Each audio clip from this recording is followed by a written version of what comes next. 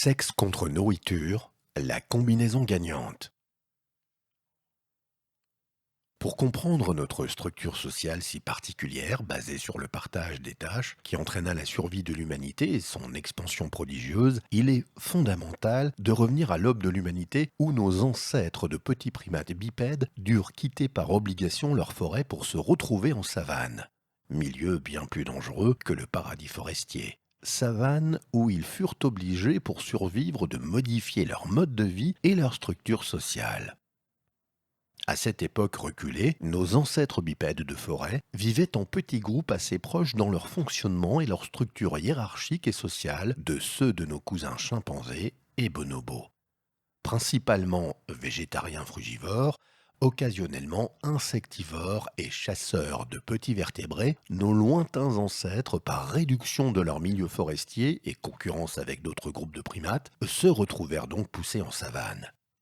La savane étant une vaste étendue herbeuse peu arborée, nos ancêtres, ne pouvant plus subvenir à leurs besoins caloriques par la consommation de fruits et de feuillages tendres comme en forêt, durent pour survivre changer radicalement leur régime alimentaire. C'est ainsi que deux possibilités alimentaires de substitution s'offrirent à eux, lesquelles générèrent deux lignées évolutives, les paranthropes et les australopithèques.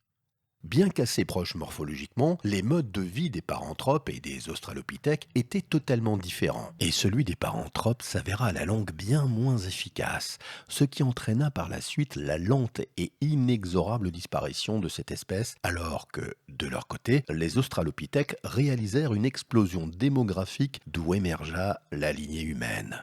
La bipédie acquise par nos ancêtres en forêt devint un véritable avantage évolutif en savane, car elle était économique pour se déplacer en marchant sur de longues distances à la recherche de nourriture, permettant aussi, grâce à la tête bien au-dessus des herbes, de voir au loin l'arrivée d'un prédateur ou de cibler une source énergétique potentielle. De même, les membres antérieurs libérés de la locomotion facilitaient le transport de nourriture ainsi que des bâtons ou des projectiles pour chasser et faire fuir des prédateurs. Mais si cette bipédie était un avantage pour les mâles qui, seuls ou en groupe, armés de bâtons et de pierres, devenaient pour les prédateurs de redoutables petits primates difficiles à chasser, les femelles, quant à elles, bipèdes, avec leurs petits dans les bras, devenaient particulièrement vulnérables, accaparés par le portage du petit et ne pouvant pas de ce fait se défendre seuls contre un prédateur et encore moins fuir rapidement un danger pour se réfugier dans les arbres. C'est là que le choix du mode alimentaire partiellement carnivore des australopithèques leur donna un avantage énorme sur les paranthropes végétariens qui finirent en quelques centaines de milliers d'années par disparaître totalement à cause de leur démographie plus lente due à la surmortalité des femelles et de leurs petits. La lignée des paranthropes s'était progressivement dirigée vers une alimentation presque totalement végétale. La rareté des arbres à fruits au feuillage tendre avait donc poussé les paranthropes à s'adapter en savane à une nourriture composée de tubercules coriaces et de plantes herbacées fibreuses très riches en cellulose. Toute la morphologie des paranthropes s'était donc adaptée à ce mode de vie. Un crâne volumineux avec de puissantes mâchoires et de gros muscles masticateurs capables de meuler et de mâcher cette nourriture fibreuse, ainsi qu'un système digestif volumineux pour, par fermentation, briser dans l'intestin les fibres de cellulose des végétaux pour en tirer les sucres et les protéines indispensables au bon fonctionnement de l'organisme. Les paranthropes arpentaient donc la savane en groupes hiérarchisés à la recherche de nourriture végétale. Ces groupes étaient généralement composés d'un mâle dominant, de quelques jeunes mâles subalternes ainsi que de femelles avec leurs petits, qui constituaient plus ou moins le harem du mâle dominant et que celui-ci défendait contre les autres mâles, mais surtout contre les prédateurs. La morphologie des paranthropes mâles indique bien cette hyperspécialisation dans la protection des femelles et la défense territoriale.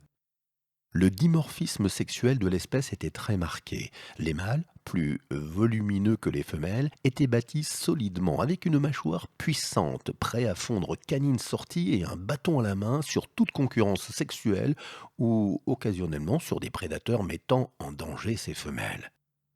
Si cette structure sociale était avantageuse pour le mâle dominant, car pouvant avoir de nombreuses femelles, les femelles obligées d'aller chercher avec les mâles leur nourriture végétale sur un vaste territoire restaient relativement vulnérables aux prédateurs qui rôdaient en savane. Et ce, surtout pendant la période où elles allaitaient et portaient leurs petits en bas âge dans leurs bras. Les femelles paranthropes, surprises par l'approche d'un prédateur loin des arbres où elles auraient pu se réfugier, ne pouvaient donc compter pour leur survie que sur l'agressivité du mâle dominant et des quelques juvéniles ou subalternes qui, en groupe réduit, ne pouvaient pas toujours faire le poids contre de gros fauves comme les panthères, les lions, les hyènes géantes ou encore les félins aux dents de sabre. C'est ainsi que, bien que protégées par un puissant mâle dominant, l'obligation pour les femelles des paranthropes d'aller chercher elles-mêmes leur nourriture sur un vaste territoire les rendait extrêmement vulnérables, en augmentant pour elles les probabilités de confrontation mortelle avec les prédateurs, limitant par là sensiblement la démographie de cette espèce de primate bipède.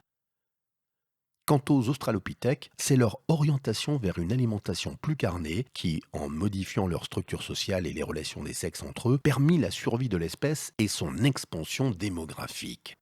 En effet, le fait d'aller chercher de la nourriture carnée extrêmement nutritive et d'en ramener aux femelles restées près des arbres poussant autour des points d'eau et prêtes à s'y réfugier au moindre danger permit de limiter la surmortalité des femelles et de leurs petits, et donna donc aux australopithèques un avantage évolutif énorme face aux paranthropes.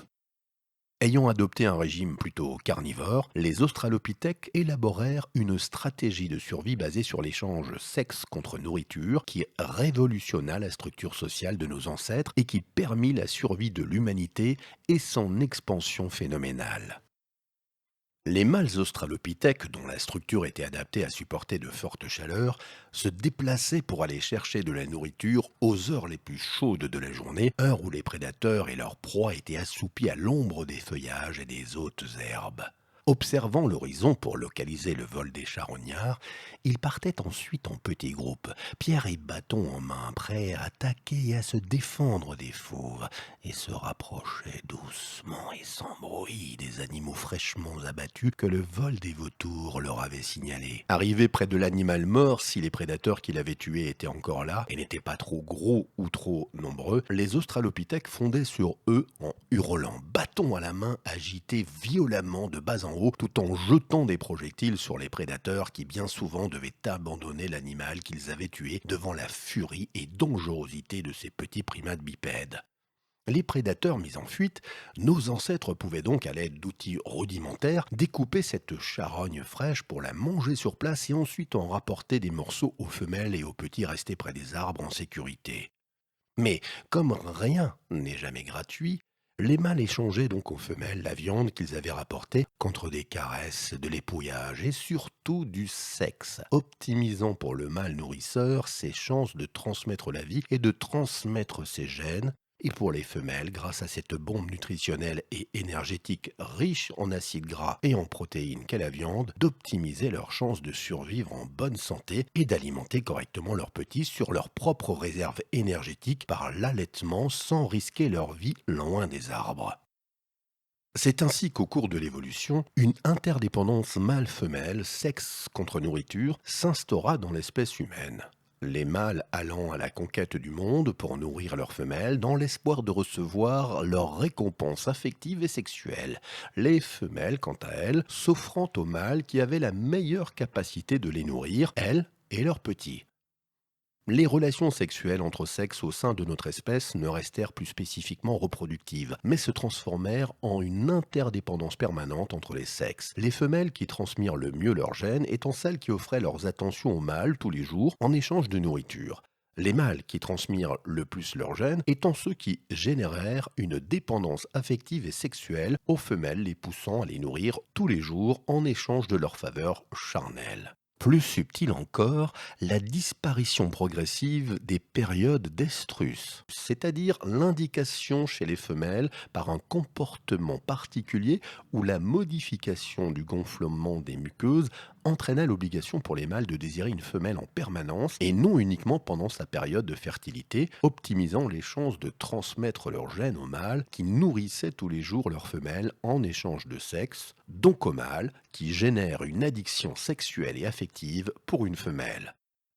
C'est ainsi qu'une nouvelle humanité était née, basée sur l'échange permanent sexe contre nourriture entre les mâles et les femelles, entre les hommes et les femmes. Une humanité sans période d'estrus marquée pour nos femmes. Une humanité d'hommes dépendant affectivement et sexuellement des femmes. Et de femmes énergiquement dépendantes des hommes. Une humanité à tendance monogame pour que chaque mâle vigoureux puisse nourrir régulièrement sa femelle et que chaque femelle fertile puisse être nourrie par un mâle. Une alchimie humaine qui permit l'explosion démographique et spatiale du genre humain, explosion démographique et spatiale que nous devons aux choix alimentaires de nos ancêtres qu'étaient les australopithèques. Comme nous voyons ce que nous sommes dépend de nos choix, mais nos choix sont souvent inconscients, et le fait pour nos ancêtres de choisir une nourriture plus carnée a fait de nous des hommes et a permis notre survie, en mettant à l'abri des prédateurs nos femmes, tout en permettant aux hommes de les nourrir grâce à la viande, cette source énergétique et nutritionnelle extrêmement concentrée et facile à transporter.